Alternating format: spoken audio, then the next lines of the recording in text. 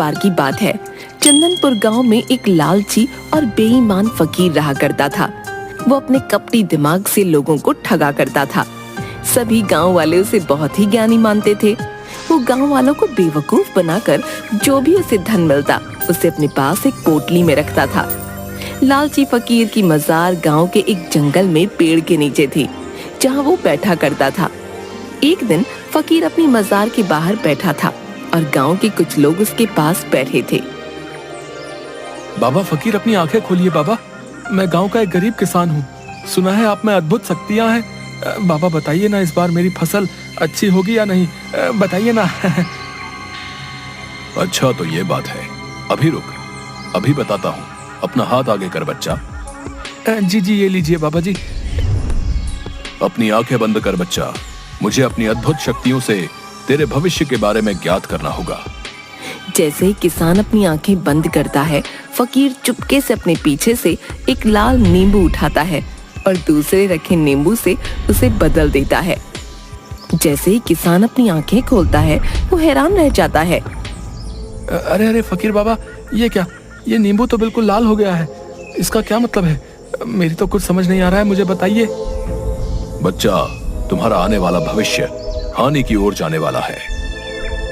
तुम्हारी इस वर्ष की बोई फसल खराब हो जाएगी बच्चा।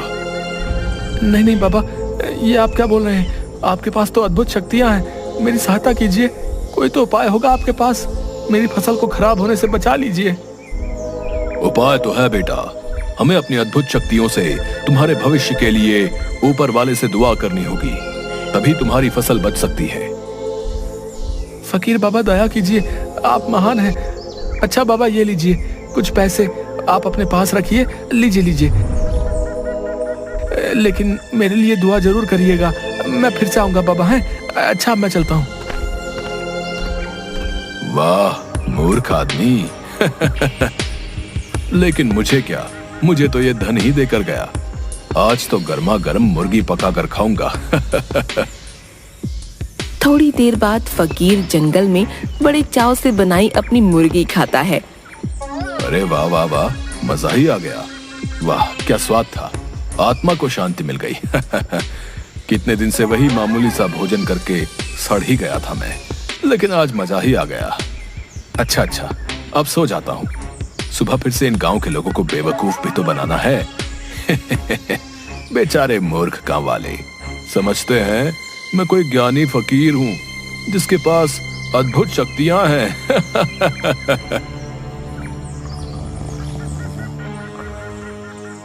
अगली सुबह गांव का एक युवक फकीर के पास आता है। फकीर मजार के पास बैठा होता है। फकीर बाबा की जय हो।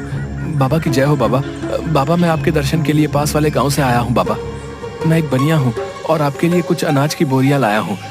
सुना है आपके पास अद्भुत शक्तियां हैं। बाबा, मुझे आशीर्वाद दीजिए, मेरे घर धन की कभी कोई कमी नहीं आए। ऐसा ही होगा बच्चा, मेरा आशीर्वाद सदैव तुम्हारे साथ है। तुम्हारे पास धन की कभी कमी नहीं होगी। बहुत बहुत धन्यवाद बाबा। अच्छा, मैं आपके लिए अनाज की बोरियां लाया हूँ, उन्हें स्वीकार कीजिए बाबा।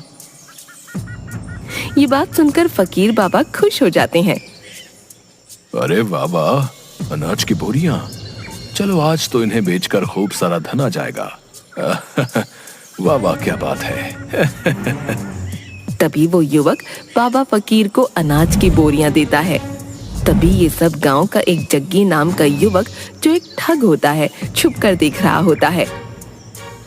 अरे बाप रे, इस फकीर बाबा को यह आदमी तो इतनी सारी अनाज की बोरियां दे रहा है। आखिर इतनी सारी बोरियों का ये फकीर बाबा करेगा क्या? लगता है यहाँ हाथ साफ करने का पूरा मौका है। आज रात को ही इस बाबा की झोपड़ी से अनाज की बोरियां चुरा कर ले जाऊंगा। रात को चोरी छुपे जग्गी फकीर बाबा की झोपड़ी में जाता है और देखता है कि फकीर दो लोगों के साथ बात कर रहा होता है। क्या रे, तुम दोनों को यहाँ किसी ने आते तो देखा नहीं ना? कितनी बार बोला है तुम्हें, आधी रात को जब सब गांव वाले सो जाया करें तब आया करो। लेकिन तुम मेरा धंधा बंद करवा के ही मानोगे। क्या जानते नहीं हो कि गांव वाले कितना विश्वास करते हैं? समझते हैं अद्भुत शक्तियां हैं मुझ में। बेचारे मूर्ख गांव वाले। ए क्या रे ढोंगी फकीर, एड़ा समझे लाए क्या तू अपन को है? लोगों में से किसी ने हमें आते नहीं देखे लाए, समझा क्या? चल अब अपना टाइम खोटी मत कर। अरे ओ बिल्लू, जल्दी से इस ढोंगी फकीर को बोरी के पैसे दे और चल यहाँ से। ठीक है उस्ताद, अभी देता हूँ। ये ले ढोंगी फकीर, अपन ने तुम्हारी इस अनाज की बोरियों के अच्छे दाम दिए ले। क्या एकदम मस्त, कोई मलाल नहीं रखने का दिल में। क्या है, गिन लेना नोटों को पूरे, समझा तू? जिसके बाद कालिया फकीर को कुछ पैसे देता है और दोनों वहां से चले जाते हैं। फकीर एक पोटली में, जिसमें पहले से ही काफी सारा धन होता है, उसमें उन पैसों को रखते हुए, अरे वाह वाह, देखो तो सही कितना सारा धन इकट्ठा हो गया है। अरे वाह वाह वाह, मैं अपनी चतुराई से इस गांव के लोगों को अच्छा बेवकूफ बनाता हूँ। लोग भी कितने मूर्ख हैं, मेरी बातों में आ भी जाते हैं। अच्छा, अब इस धन की पोटली को कहीं छुपा देता हूँ। हाँ। जिसके बाद वो अपनी झोपड़ी में ही उस पोटली को एक चादर के अंदर छुपा देता है और खुद भी उसी चादर पर सो जाता है। अब सो जाता हूँ, बहुत अच्छी नींद आएगी अब। अरे बाप रे, ये बाबा फकीर तो ठुल्लू बाबा निकला रे। गांव के लोग इस फकीर पाखंडी को बहुत शक्तिशाली मानते हैं और ये तो बस उन्हें ठगता है। अरे बारे ढोंगी बाबा फकीर, क्या खेल खेला रे तो गांव वालों के साथ? लेकिन मैं तुझे ऐसे नहीं जाने दूंगा। तू जानता नहीं, जग्गी ठग नाम है मेरा। बोले तो ठगों में सबसे बड़ा ठग, बोले तो जग्गी। गांव में लोगों को ठगना ही मेरा काम है। अब देखना तू बाबा फकीर, कैसे तेरी अक्ल ठिकाने आती है। अगली सुबह जग्गी बुरी हालत में, फटे हुए कपड़ों में वो बाबा फकीर के पास आता है। बाबा फकीर महाराज, मेरी सहायता कीजिए, मैं पीड़ा में हूँ, मेरी सहायता कीजिए। मैंने सुना है आप सबके दुख हर लेते हैं, मुझ गरीब पर भी अपनी दृष्टि डालिए, सहायता कीजिए महाराज। अरे क्या हुआ बच्चा, कौन हो तुम? बताओ हमें, क्या समस्या है तुम्हें? हम अवश्य ही तुम्हारी सहायता करेंगे। बाबा फकीर, मैं एक बहुत ही गरीब व्यक्ति हूँ, मेरा इस संसार में कोई नहीं है, कई दिनों से एक अन्न का दाना तक नहीं खाया है। हाँ, मैंने सुना है आप बहुत बड़े ज्ञानी हैं, आप मुझे अपनी शरण में ले लीजिए बाबा जी, मैं आपकी सेवा करके अपना जीवन बिता लूंगा, बदले में 2 वक्त की रोटी दे देना। अरे मुफ्त में एक सेवक मिल रहा है, बेचारा कितना भोला लगता है, इससे अपनी खूब सेवा करवाऊंगा।